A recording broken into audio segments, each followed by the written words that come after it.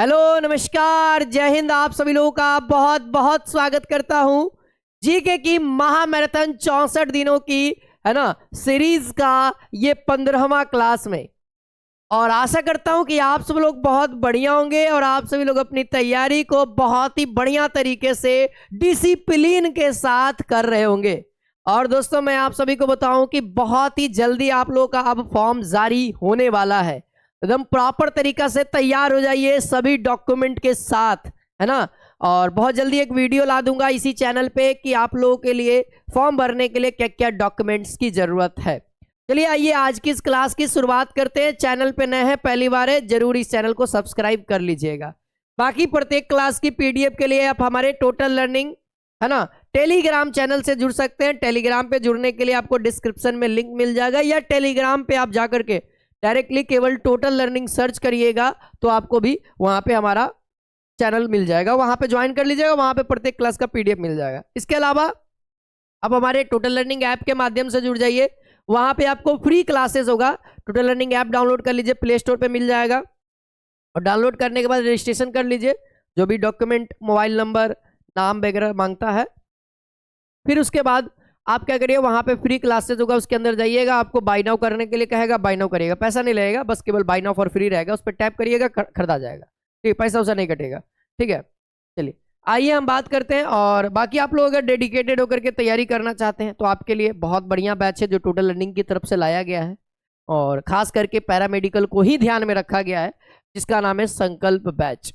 इसके अंदर दोस्तों बहुत सारी चीजें आप लोग को मिलने वाली है ना। इसके अंदर लाइव क्लासेस है, लाइव क्लास का रिकॉर्डेड क्लास भी अवेलेबल है। साथ ही साथ आप लोग को चैप्टर वाइज सारी चीजें पढ़ाई जाएंगी, है ना। नोट्स मिलेगा, अलग अलग तरह प्रिंटेबल नोट्स है ना, हैंड रिटेन नोट्स है, पैनल नोट्स है जो हम लोग लिखते हैं वो नोट्स हो गया।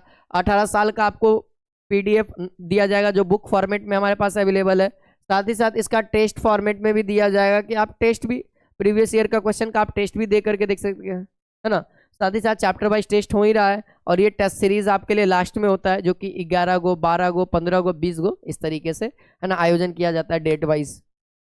और इसकी वैलिडिटी आपको पता है टिल द एग्जामिनेशन है, जब तक आपका एग्जाम नहीं होता तब तक आपके पास प्रॉपर कोर्स रहेगा, है ना। कोई भी अगर दिक्कत आता है तो दिए गए नंबर पे आप संपर्क कर सकते हैं, या फिर नीचे भी दिख रहा होगा एक नंबर 7372 039 013। आप सभी विद्यार्थियों के लिए सार्वजनिक नंबर है ना। जो भी प्रॉपर हेल्प चाहिए उसको आप लोग करिए। आज का जो टॉपिक है बड़ा इंपॉर्टेंट है, इतिहास की प्रमुख घटनाएं, है ना। एग्जाम में अक्सर सवाल यहाँ से देखने को मिलता है, हर साल लगभग एक सवाल देखने को मिल जाएगा आपको, हर साल एक सवाल देखने को मिल जाएगा। देखिए जैसे सवाल है हमारे सामने, हम पहले आते हैं पहला पॉइंट से कि भारत में आर्यों का आगमन माना जाता है तो वो 1500 बीसी में, है ना। 1500 बीसी यानी ईसा पूर्व जिसको हम लोग कहते हैं माना जाता है। अच्छा, ऋग्वेद है ना, ऋग्वैदिक काल याद रखिएगा 1500 से 1000 माना जाता है, 1500 से 1000 बीसी। अच्छा, उत्तर वैदिक काल 1000 से 600, 1000 से 600। फिर उसके बाद सबसे इंपॉर्टेंट देखिए, महावीर का जन्म, महावीर जी का जन्म जो है इसका करेक्ट आंसर जो होगा वो हो जाएगा 1599 ईसा पूर्व, है ना। 1599 ईसा पूर्व। देखिए हम इसको इसलिए चेंज कर रहे हैं कि भैया है ना, अगर 1599 अगर आपके ऑप्शन में है तो 1599 मरिएगा, अगर आपके ऑप्शन में 1599 नहीं 540 है तो आप 540 मार सकते हैं। क्योंकि अभी एनसीईआरटी ने, एनसीईआरटी जो नई वाली एनसीईआरटी आई है उसके अंदर इसको सुधार किया गया है, 540 की जगह पे 599 ईसा पूर्व किया गया। अगर आपके ऑप्शन में 599 है महावीर जी का जन्म तो आप कर लीजिएगा। अच्छा, महावीर जी के निर्माण की अगर बात की जा रही है तो 648 ईसा पूर्व में इनका निर्माण हुआ था।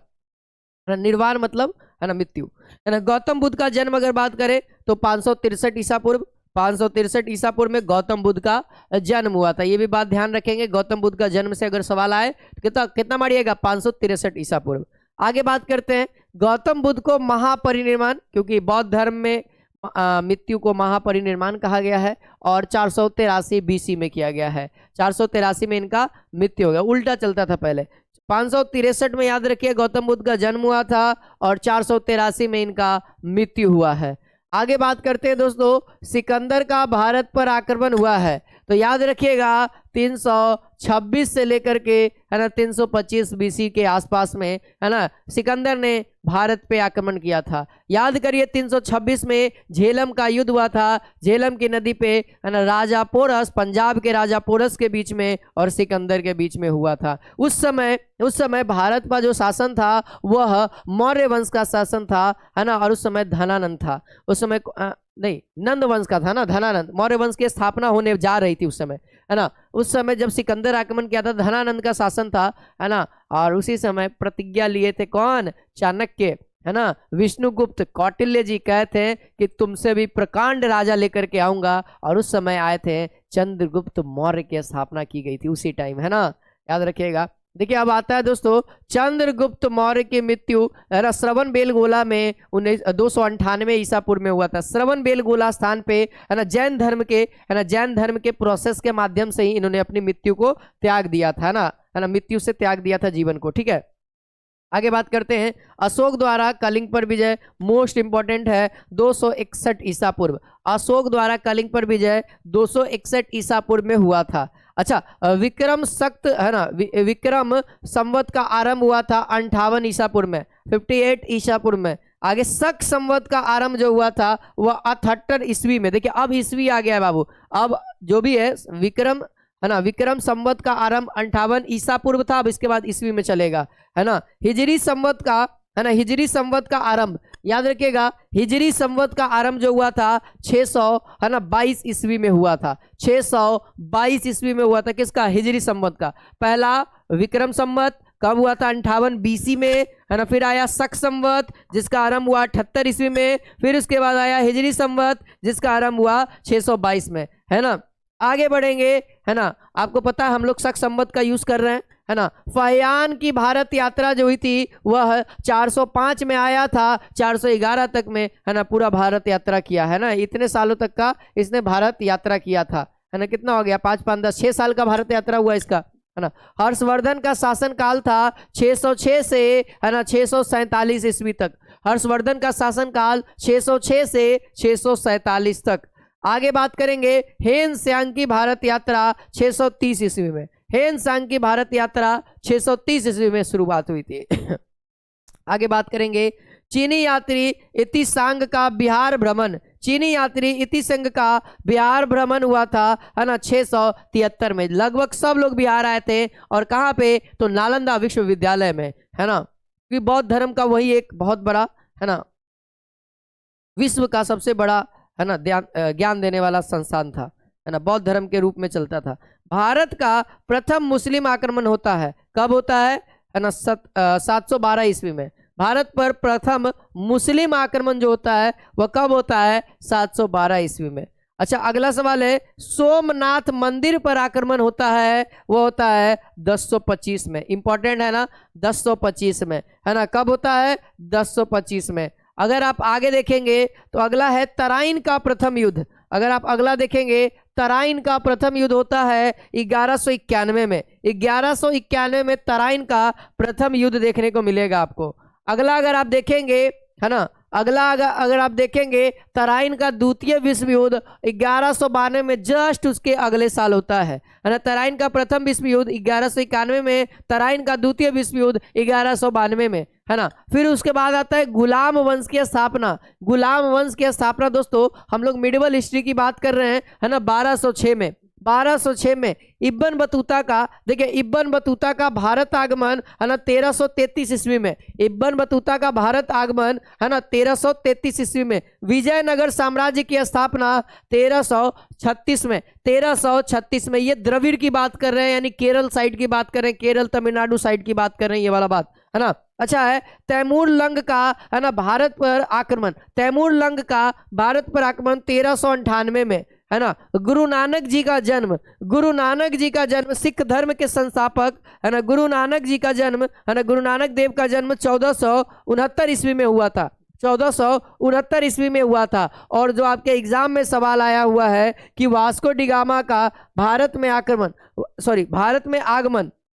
वास्को डिगामा का भारत में आगमन, इसकी भी कहानी बड़ा जबरदस्त है। वास्को डिगामा जो आया था है ना भारत में 1498 में आया था। एक्चुअली में इसको भारत का खोजकर्ता माना जाता है, लेकिन एक्चुअली में इसने भारत की खोज नहीं की थी, भारत आने जाने की रास्ते की खोज की थी, है ना। ये जहाज लेकर के निकल गया था, भारत आया था और भूले है ना, खोज करते करते भारत आ गया, है ना। ये बाजार के खोज में गया था कि किसी सामान को कहाँ से है ना खोजा, या सामान को बेचने के लिए कहाँ कौन सा बाजार बढ़िया रहेगा। तो खोजते खोजते वो कहाँ आ गया, भारत आ गया। अब कोलंबस कहाँ चल गया था, अमेरिका चल गया था, इसीलिए उसको माना जाता है ऐसा। 1498 में ये केरल के कालीकट में आया था, 1498 में केरल के कालीकट में ही आया था, है ना। और यहाँ से फिर वो गया ना, केरल में आया था, केरल में मसालों का बागान कहा जाता है केरल को, वहां से मसाला खरीद के गया, सस्ता में उसको मसाला मिला, और जब वो अपना गया ना तो 14 गुना की 1400 गुना है ना प्रॉफिट कमाया। सोच लीजिए, जितना भी मसाला, अगर वो 1000 रुपये का मसाला कमाया होगा तो अगर 1400 गुना, तो सोच ले 1400 गुना कितना पैसा, एक 1.5 लाख रुपया कमा लिया होगा अच्छा से, है ना। उस समय की बात बता रहे, 1400 गुना, है ना। केवल देख ले 1000 के खर्चा पे 1400 गुना प्रॉफिट कमा लिया वो, है ना। इसीलिए फिर वो दोबारा आया था, फिर उसके बाद लेके गया था, है ना। इसी प्रकार से है ना चालू हुआ था जर्नी। आगरा शहर की स्थापना 1506 में हुई थी। अक्सर इंपॉर्टेंट आते रहता है आगरा शहर, है ना। अगला है चौसा का युद्ध, है ना, याद रखिएगा 1539 में चौसा का युद्ध हुआ था। कन्नौज का या बिलग्राम का युद्ध, है ना, 1540 में। 1540 में अभी तो गांधी जी से रिलेटेड बातें नहीं हुआ, अभी गांधी जी बोला तो और ज्यादा इंपॉर्टेंट है, असहयोग आंदोलन, सविनय अवज्ञा आंदोलन, ये सब। पानीपत का प्रथम युद्ध 1526 में, इंपॉर्टेंट है, एग्जाम में आया हुआ सवाल है। पानीपत का दूसरा युद्ध, द्वितीय युद्ध, है ना, 1556 में, है ना। पानीपत का तीसरा युद्ध जो कि 1761 में हुआ था, है ना। पानीपत का तीसरा, पहला युद्ध 1526, दूसरा युद्ध 1556 और तीसरा युद्ध 1761 में हुआ था, ठीक है। अब उसके बाद आता है अकबर का जन्म, लिखा हुआ है 1542 ईस्वी, इंपॉर्टेंट है हमारे लिए, है ना। हमारे लिए अकबर का जन्म थोड़े सवाल आएगा, है ना। आएगा अकबर का राज्यारोहण कब है बाबू, 1556 में राज्य, है ना, राज्यारोहण हुआ था। जन्म 1542 में और राज्यारोहण हुआ था 1556 में। आगे बात करेंगे हल्दी घाटी का युद्ध, बन सकता है सवाल, महाराणा प्रताप के बीच में, अकबर के बीच में, महाराणा प्रताप और अकबर के बीच में था, है ना, 1576 ईस्वी में, 1576 ईस्वी में, है ना, महाराणा प्रताप और अकबर के बीच में एक युद्ध हुआ था हल्दी घाटी पे, है ना, इसीलिए उसको हल्दी घाटी का युद्ध कहा जाता है। दीन इलाही धर्म की स्थापना हुई थी 1582 ईस्वी में। दीन इलाही की स्थापना हुई थी 1582 ईस्वी में, है ना। ईस्ट इंडिया कंपनी की स्थापना मोस्ट वीवीआई 1600 ईस्वी में। कब हुआ था बाबू, ईस्ट इंडिया कंपनी की स्थापना, है ना, 1600 ईस्वी में। कहाँ पे बात किया जा रहा है, भारत में, भारत में, है ना। वैसे हुआ था स्टार्टिंग, देखा जाए ऐसे स्टार्टिंग हुआ था 1599 में ही आ गया था ईस्ट इंडिया कंपनी, लेकिन स्टैब्लिश होने में प्रॉपर रूप से 1600 लगा था ना, तो ध्यान दीजिएगा, है ना, ध्यान दीजिएगा, ठीक है। तो भारत में स्थापना कब हुआ, 1600 ईस्वी में। अच्छा, अकबर द्वारा मनसबदारी प्रथा, है ना, मनसबदारी प्रथा का आरंभ कब हुआ था, 1574 में, है ना, 1574 में। मनसबदारी प्रथा ये था कि वैसे जो लोग सैनिक के अंदर काम करेंगे उनको प्रॉपर रूप से फैसिलिटी दी जाएगी, राज दरबार वाला जैसा, है ना, ऐसा कहा जाता था। तो मनसबदारी प्रथा की, है ना, जो लाया था वो अकबर लाया था, और कब लाया था, तो 1574 ईस्वी में लाया था। प्लासी का युद्ध, इसी के बाद से तो, है ना, प्लासी के युद्ध के बाद से तो ब्रिटिश हमारे है ना भारत पे, है ना, शासन का नींव रख चुके थे इसी युद्ध के बाद, प्लासी के युद्ध के बाद, जो कि 1757 का युद्ध था। 1757 जो है ना बहुत बड़ा, है ना, बहुत बड़ा दिन था। इसी के 100 साल के बाद भी बहुत बड़ा दिन आया, 1857 की क्रांति, है ना। ये भी हमारे भारत के लिए, है ना, हमारे भारत के लिए बहुत विशेष रूप से काम रहा, है ना। फिर उसके बाद आता है बेदरा का युद्ध, फिर उसके बाद आता है बेदरा का युद्ध, आप लोग सुने होंगे।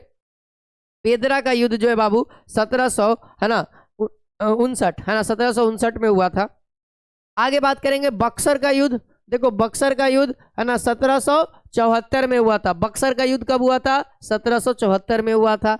देखिए प्रथम आंग्ल मैसूर युद्ध, है ना, प्रथम आंग्ल मैसूर युद्ध, है ना, 1767 से 69, है ना। द्वितीय आंग्ल मैसूर युद्ध 1780 से 1784 में।